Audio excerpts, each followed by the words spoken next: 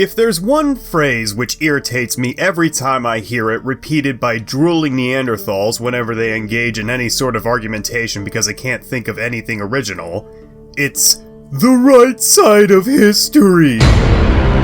As if history is a philosophical kickball field rather than a record of preceding events which doesn't give a flying fuck as to what the socio-political climate is like in current year. What is especially insulting to the naturally curious individuals such as myself is that most people who often repeat this simple-minded drivel are the same ones who like to censor not only the opinions of their opposition today, but historical records of today as well. How does this tie into mythology?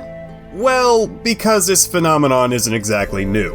See, the unfortunate reality of history is that a lot more often than not, it's only ever told by the winners. And if said winner happens to look down upon the people they defeat in conflict, suddenly the records of their theological belief system seem to disappear practically overnight. Case in point, the Canaanite mythology, and more specifically their god of fertility, Baal.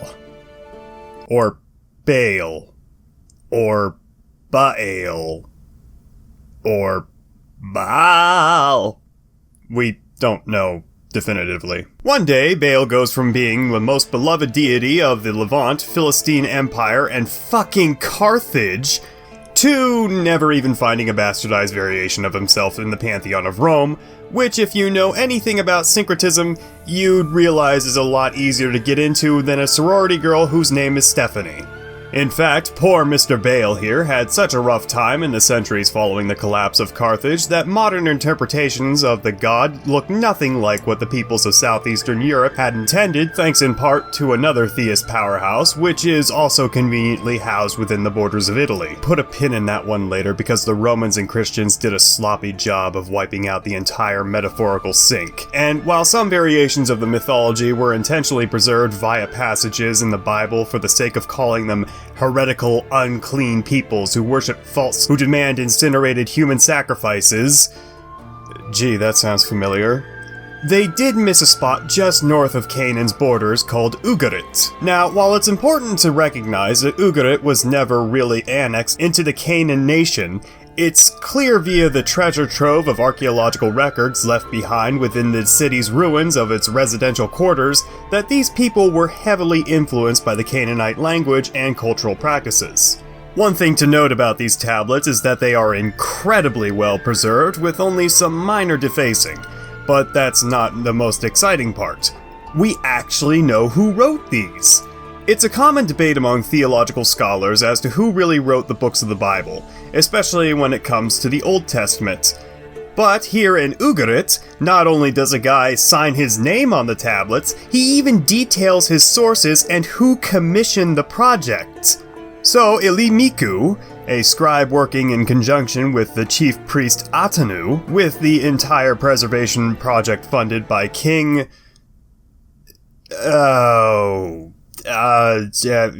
figure it out amongst yourselves, began work on the 17 tablets sometime around the late Bronze Age, anywhere from the mid-14th century to the late 13th century. BC, if you weren't able to tell. Of these tablets, 6 are dedicated solely to the god of fertility Baal, granting him more notoriety than any of the other Canaanite gods. This is, of course, due to the inherent popularity of fertility gods within any given cultural pantheon, especially in arid regions of the world which encounter rapid desertification on the regular, i.e. the Mediterranean and all of its inbred mythology. Just as clearly as we can draw parallels between the flood story inscribed in Genesis to those of Sumer and Babylon, we can trace an origin for Baal, which falls back into the Sumerian god commonly associated with shepherding and fertility, Dumuzid. Faithful viewers of this channel may recognize a few of those names from the Adonis video a few months back, yet the pool of gods with a direct lineage traced back to Dumuzid is by no means limited to merely these handful of examples. Yet what is a striking standout of the god Baal is his similarities to another god which we previously covered on this channel, that one being of course Marduk, hero of the Babylonian pantheon in the war against Tiamat and her Legion of Darkness. You see, Baal also has a bit of a spat against the personification of the salty sea waters in the form of the god Yam, and then ascends to the throne as the king of the gods. I'd like to save some of these stories for future videos on this channel. However, what you need to know here as it pertains to the evolution of Baal is that the story of conquering the rage of the sea is paralleled by the Jewish God Yahweh. Later in these tablets, Baal fights against the various different monsters of Yam, a carryover from Tiamat and her 12 monsters whom Marduk tramples underfoot. Unfortunately, that's the most we ever get out of the Enuma Elish. One such enemy is the Litan, who is obviously equated to the Leviathan described in Job, Isaiah, Psalms, and much later Revelation. Both Litan and Leviathan are described as multi-headed serpents, and are specifically denoted as the fleeing serpent and the twisting serpent. Nowhere is this more evident than in the passages of Job chapter 26 verses 12 through 13, which state, "With his power he stilled the sea, with his skill he smote Rahab, and with his wind he bagged sea, his hand pierced the fleeing serpent." Another clear similarity is the similar depiction of Marduk, Baal, and Yahweh as riders of a chariot of storming clouds. Marduk's name can be translated as son of the storm, and so naturally possesses a storm chariot, whereas Baal is described in the 4th column of Tablet 2 in the Belonging to Baal, creatively titled I know, series. The goddess Astarte proclaims, "Hail, Baal the Conqueror! Hail, the rider of the clouds! Prince Sea is our captive! Judge River is our captive!" Unsurprisingly, God is also depicted in a very similar way beginning in Psalms 104, verses 2 through 4. "The Lord wraps himself in light as a garment. He stretches out the heavens like a tent and lays the beams of his upper chambers on their waters. He makes the clouds his chariot and rides on the wings of the wind. He makes winds his messengers and flames of fire his servants." Possibly ministers. One final similarity you can find as it relates to the sea between Baal and Yahweh is the description of the sea we just cited for Baal. Multiple times throughout the tablets in the Baal series, Yam is referred to as both the Prince of Sea or Judge River, and oftentimes with the tablets intentionally repeating themselves over and over again only to substitute these two titles. Which is really fucking annoying, and yes, I did actually read the translations of the tablets themselves for this video. It was almost as bad as reading the Kojiki and having Susanoo's name literally translated to High Swift Impetuous Male Augustus a million times instead of just calling him Susanoo. I've watched all 5 parts of JoJo, I can recognize a foreign name. In any case, this dualistic title for Yam is sometimes seen as him personifying both bodies of water, and some go a bit farther by citing Exodus as an example of how the Israelites plagiarized the Canaanite stories. So, as I'm sure most of you are familiar, in order for Moses and the Israelites to escape Egypt into Canaan in Exodus, God had to split a pathway for them through the sea. But not just any sea, a sea of reeds. Yes, I know most of you, myself included, were taught in Sunday school that Moses split the Red Sea in order to create an escape route, though this is one of the most infamous mistranslations the Bible has to offer, and most modern translators know that the Exodus wasn't nearly as overdramatic as the incredibly expensive 1950s Hollywood productions might make you want to believe. However, there's another feat which oftentimes gets overlooked throughout all that splendor, and that is when God forces the River Jordan to turn back so that his chosen people may enter the Promised Land with dry feet.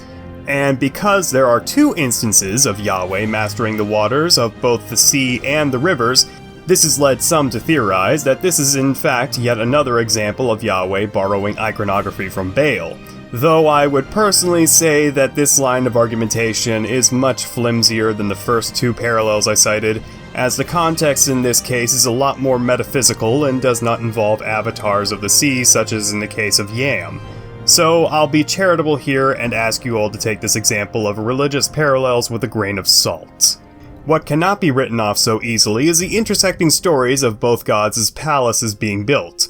So following the defeat of Yam, Baal and his psychopath sister Anath set out to build a house, at the site of Mount Zaphon in modern-day Syria. House in this instance means more than a simple dwelling, but rather a place for Baal to chill out in while the local priests accepted offerings to the god and sung songs of his worship. Essentially, he was asking for his own church, or house of God. However, in order to secure the rights to build such an establishment, he needed to petition the rest of the gods, many of whom were mistrusting of Baal and his intentions, though feared his mighty power as he was the one who murdered Yam, a deity they all were previously scared shitless of anyway, so they just went along with it so that he may become the king of the gods. One such goddess he needed to sway to his side was his wife Asherah, whom Baal and Anath had presented gifts to in order to earn her favor. Something about Baal grabbing Anath by the pussy at a public dinner set her off in a bad way. Who would figure? Yeah! Now you're ugly enough to eat. Eventually, Asherah relents and even goes so far as to prophesy that upon completion of the temple, Baal would manifest his powers as the god of the storms and rain. Put a big pin in that one, folks. Side note, this is the exact same thing which happened to Marduk in the Enuma Elish, whereupon the god spent an entire year constructing Marduk's temple, Esagila. Baal met with the god of craftsmanship, Kothar, and then commissioned the god to construct his palace out of gold, silver, lapis lazuli, and most curiously of all, wood from the cedar trees in Lebanon. And would you look at this? Wouldn't you believe that during the time of King David in the Bible, Yahweh also demanded a house built in his honor? To paraphrase from 2 Samuel chapter 7 verses 5 through 7, "Yo, D-Dog, why haven't you built me a ghetto shack yet, man? I ain't had a place to crash since forever. Way back when you niggas was stuck in Egypt. Then you made motherfucking tents my new bag. That shit is whack, yo. I even said to Mr. Supervisor, man, hey, I want me a bitchin' ass house, and I want it made of the finest cedar. Ain't nobody putting literal God in no motherfucking tent again, biatch." I'd like to thank the Father Future translation of the Bible for this incredibly insightful quote. So anyway, due to a complicated issue with the local bureaucracy, David only got so far as planning the steps of building Yahweh's temple before he croaked and passed off those responsibilities to his son, Solomon, who contracted out the architectural work of some local Phoenicians. And where, pray tell, do you suspect they got all that cedar? That's right, motherfucker, it was Lebanon! And what do you think was the first thing Solomon prayed for as soon as the temple was finished? "Give rain to your land, which you gave to your peoples as their inheritance." Although Yahweh's methodology for producing rain was probably much more clean than Baal's, as it would always storm whenever he was giving it to one of his 7 maidens who lived within the temple with him, and the rain would come whenever Baal's pull-out game was on fleek. Meaning that yes, according to the Canaanite mythology, every time it rains, it's God just shooting the bukkake all over his subjects. Welcome to Messiahs and Mythology, ladies and gentlemen, where we don't mix words and couldn't give less of a shit whether or not the humor offends you. Nice. Anyway, you all might be starting to see a pattern here of the Canaanite god Baal emulating some of the exact same behaviors as the Jewish God Yahweh does. And, well, refer back to the first commandment and the story of the golden bull in Exodus, which is a direct reference to Baal, by the way, and you'll start to see why there may be a problem. So, what is a culture emboldened by several hundred years of religious dominance to do when there are false pagan gods whom the cultures under your tyrannical boot heel refuse to give up? Well, you have 2 real options. Either A, do what you did to the insular Celts and relegate the Tuatha De Danann to a race of tricksters and magicians who are forced to transform themselves into little green piss ants who like to hoard children's cereal by the descendants of Japheth. Did I mention this is a video I have in the works? Because this is a video I have in the works. Or you can exploit option B, which we saw in Pan, one of the most beloved gods in the eyes of the Greeks and the Romans, demonized into the avatar of a literal specter of darkness.